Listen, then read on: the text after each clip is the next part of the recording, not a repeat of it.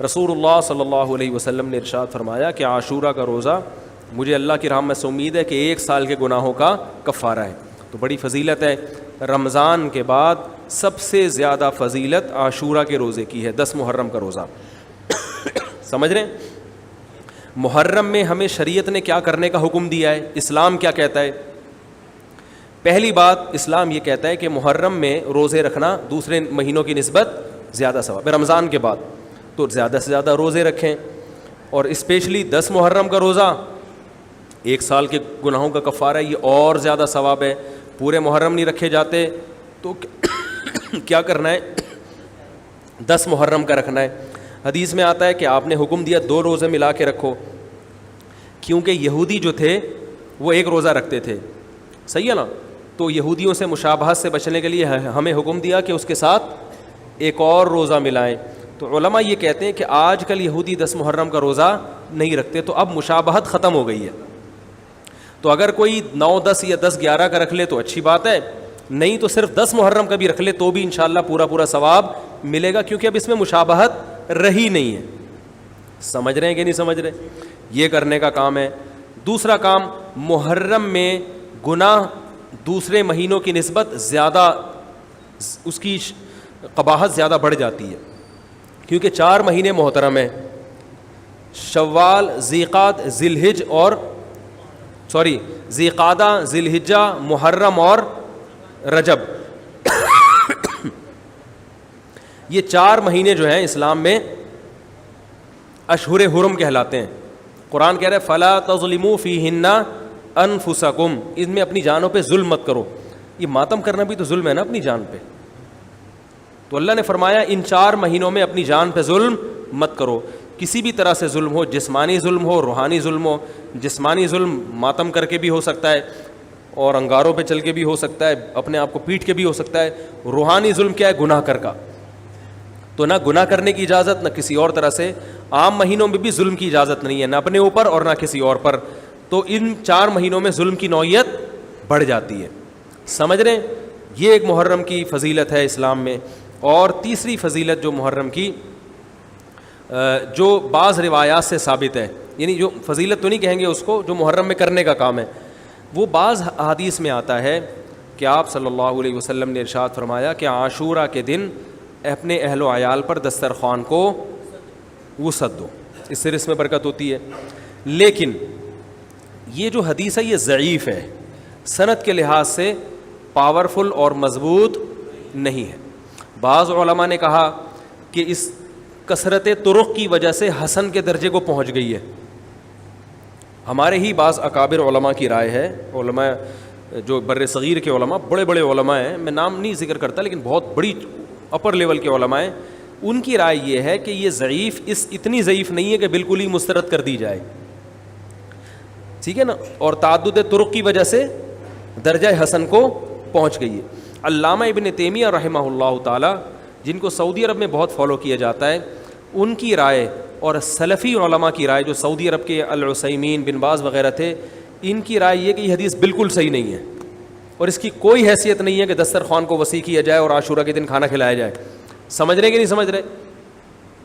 لیکن جو دوسری طرف معتدل علماء, معتدل سے مراد میں ان کو برا نہیں کہہ رہا, لیکن وہ انہوں نے حدیث کی جو اگر آپ سندوں کی تحقیق کریں گے تو اس کو بالکل من گھڑت قرار دینا درست نہیں ہے. اگر سندوں کی تحقیق کریں گے تو ایسا معلوم ہوتا ہے کہ علامہ ابن تیمیہ رحمہ اللہ تعالی, جو ہمارے لیے قابل احترام ہے, انہوں نے اس حدیث کو رد کرنے میں تھوڑا مبالغہ سے کام لیا, غلو کیا ہے. ایسا نہیں ہے کہ بالکل ہی اس کی کوئی ویلیو نہیں ہے. تو ضعیف روایتیں ہیں لیکن کثرت طرق کی وجہ سے درجہ حسن کو پہنچ گئی ہیں. سمجھ رہے کہ نہیں سمجھ رہے؟ اس وجہ سے بعض علماء کی رائے, بلکہ جمہور کی رائے یہی ہے کہ محرم میں اگر کوئی اپنے بچوں کو جمع کر کے اچھا کھانا کھلا دیتا ہے 10 محرم کو, اور یہ حلیم شاید یہیں سے نکلا ہے, شاید یہیں سے نکلا ہے کہ یوں وہ اچھا کھانا ہو جائے گا, تو وہ کہتے ہیں کوئی حرج نہیں ہے. لیکن ایک بات جو دوسرے علماء کہتے ہیں, جو میری بھی سمجھ میں آتا ہے, بلکہ میں نے پہلے کہیں پڑھا تو نہیں, میرا دماغ اس طرف گیا, لیکن اس کی تائید میں علماء کے فتاویٰ مل گئے. دیکھو, اگر کوئی حدیث ضعیف ہو یا حسن ہو تو صرف حسن ہونا کافی نہیں ہے. یہ دیکھا جائے گا کہ یہ دوسری صحیح حدیثوں سے ٹکرا تو نہیں رہی ہے. یہ بھی ایک فقہ کا اصول ہے کہ اگر ایک کمزور چیز ہے لیکن وہ طاقتور دلیل سے ٹکرا رہی ہے تو پھر اس کمزور چیز کو بالکل رد کیا جائے گا. تو عاشورہ کے دن روزہ رکھنے کا حکم ہے, یہ بالکل بخاری مسلم کی صحیح حدیث سے ثابت ہے.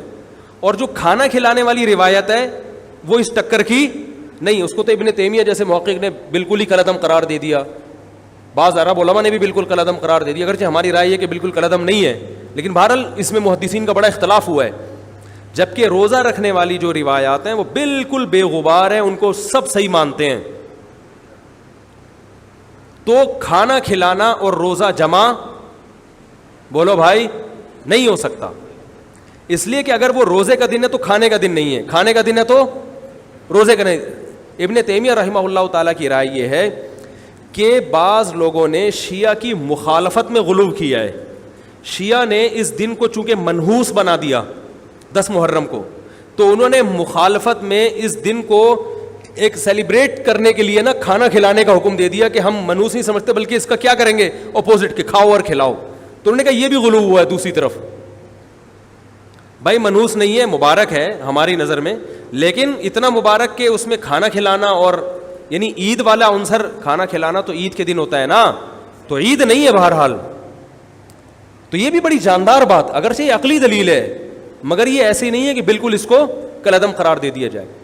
تو اب علماء نے دونوں حدیثوں کو تطبیق کی کوشش کی علماء نے کہ بھئی کھانا بھی کھلاؤ اور روزہ بھی رکھو, افطاری میں کھلا دو, سحری اور افطاری میں.